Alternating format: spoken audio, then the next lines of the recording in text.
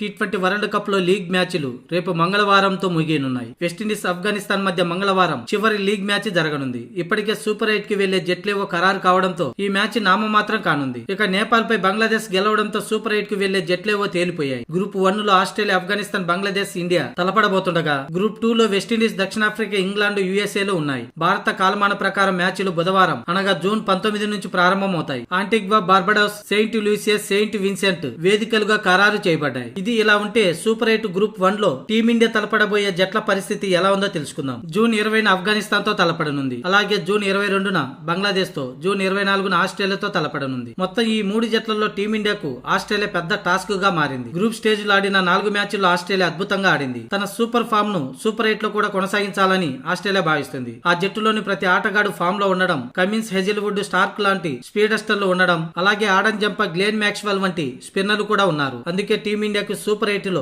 ఈ మ్యాచ్ చాలా కీలకంగా మారనుంది. అందరి చూపు కూడా ఈ మ్యాచ్ పైనే ఉండనుంది. ఈ మ్యాచ్ 24వ తేదీన జరగనుంది.